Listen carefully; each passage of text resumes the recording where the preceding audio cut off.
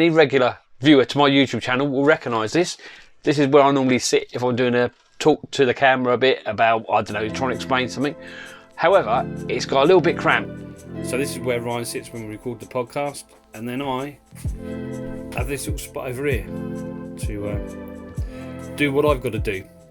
So as you can see, there's not a great deal of room really. We're a little bit cramped. I'm sort of running out of room. However, I've got a spare room that I'm going to try and convert into a little bit of a YouTube-y studio. So that's where I'm going to go next, and see if we can get a little bit more space and make it a little bit easier to record some videos. This is the room. I'll spin the camera around and show you what it's like now and what I plan to do, or what I'm hoping to do with the room afterwards. As you can see, I've been using it for filming. I use that for when I do the green screen for our podcast. That's probably going to stay there. Now I want to use this little L-shaped wall here for sort of doing some finishes and maybe putting some colour schemes together. And I'm hoping to put my desk in that corner, maybe get a whiteboard on that wall for sort of some videos, instructional videos, and then we'll be leaving the green screen there. But before all of that, we've got to get most of this, well, all of this rubbish out of here to make a start. So better do that next. But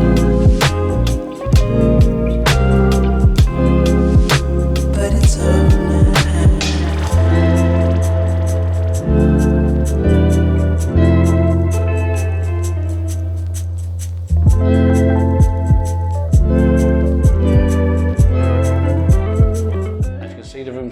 all been emptied.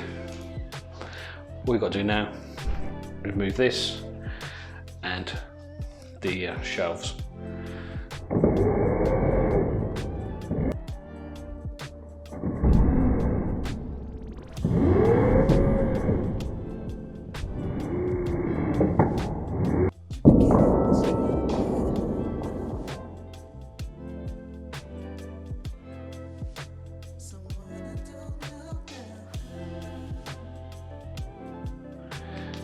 Desk come out pretty easy.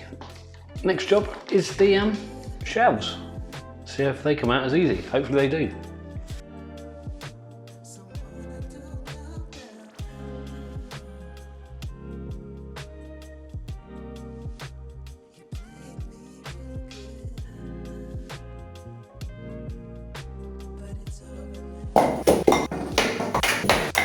When it comes to filling, there's loads of different ways of doing it, but the way I do it, it's like this. If it's rough, like it is here where the grip feels been, I'll get my blade and just scrape it back.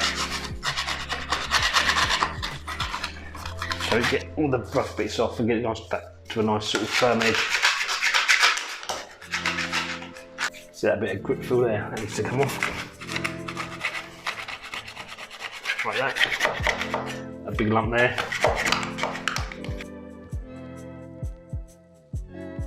So there we go, look, everything's scraped off, grip feel gone, all the loose and flaking paint, rubbed back, ready for a fill. So we'll mix up some easy fill now. I'll keep mine in this plastic tub just because I don't need a bag of it in the back of the van. They tend to split and go everywhere, so I'll keep it in just a plastic tub. So just spoon it into this silicone mixing bowl. They're really handy. So yeah, put in what you need. Whoops. Throw that in there. There you do. Get yourself some water. Got the posh water, San Pellegrino. Only the best for this wall. So chuck some of that in there. Give it a bit of a mix up. What you're looking for is a nice creamy consistency.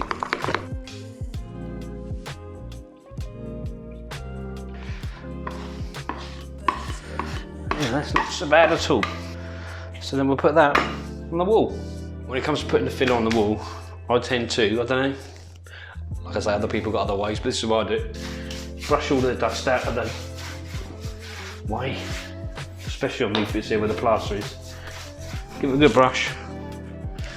Get a squeegee bottle and just This has got a small bit of PVA just so it sticks in there, but only a very little bit. Give it a spray, wet the surface all the way along, and then start filling. There you go, like that. Get yourself a corker, plastic corker, load it up with your filler, and there like that. And then all you do is rub it.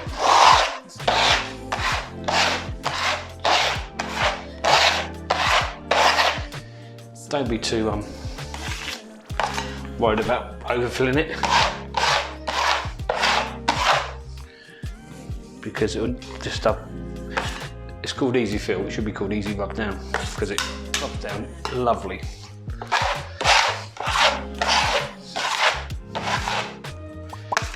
That's the thing with your blade. Keep moving your filler that you take off the wall back on there. Run it along the edge like that. So then you can just carry on putting it back on the wall. Get yourself a bit more. Run it down that edge like that. And apply it to the wall.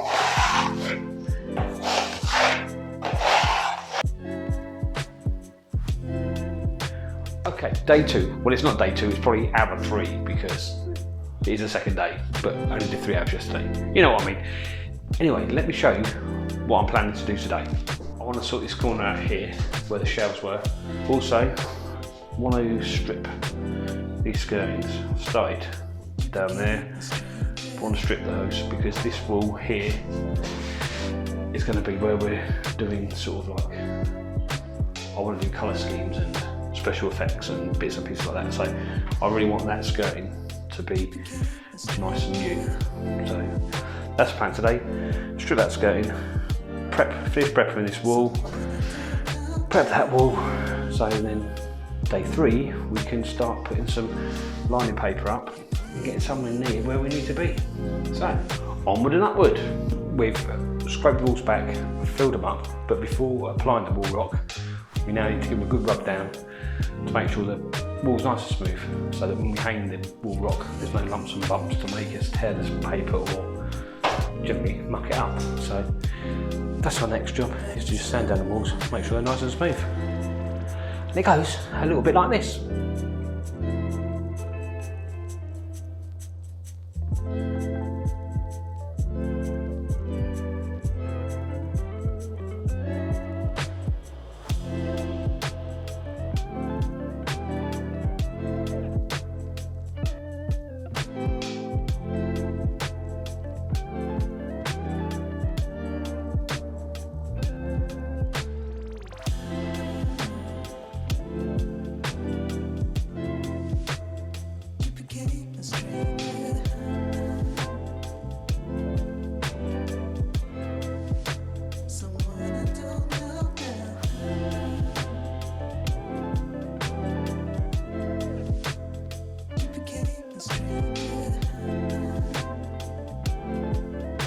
Unfortunately, it's been a few days, and I'll show you this room's progressed in those few days.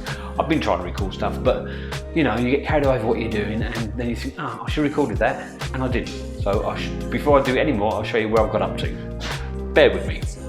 These walls have taken a lot of preparing, a load more than I thought. They're really old walls. But yeah, easy filled them, rubbed them down, easy filled them, rubbed them down. This wall here, where we're going to hopefully be doing some painting and do some colour schemes on that wall. That's been wall rocked, and you can't really see because all the crap's against the skirtings, but I'll strip the skirtings right back, put a little shelf area in here, and then all we've got left to do really is to paint these walls. So that's the next job. Okay, guess what? I didn't take any footage of the walls being painted. I was so keen to get the room finished that I completely forgot to set up the camera and film any painting. So we're going to go from the walls being prepared to them fully finished. Try and say that after a few beers. Fully finished. Really sorry, but it's painting walls. It's not that interesting anyway. But yeah, this is what the room looks like once I'd painted the walls.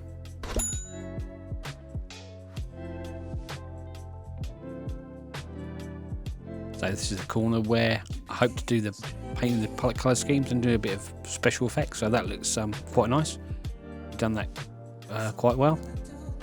This is the green screen. I made a frame and put the black cloth over the top just to sort of deaden the sound in the room because it's still quite echoey, although we've got a carpet down. So I bought some insulated tiles to also help deaden the sound in the room.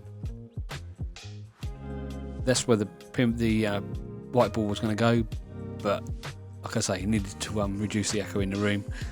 That pole is really handy to put grips and stuff on for the camera, so that's worked out really well. The IKEA desk is just on a tabletop with trestles, so that can be put away if you don't need to use it. You need more room for filming, which is ideal. This is a little shelf that I made for filming, so that when you're filming you've got a little bit of interest in the background. And there we go, that's the whole room really. Turned out really nice, really pleased with it. So that's it, the bedroom's done.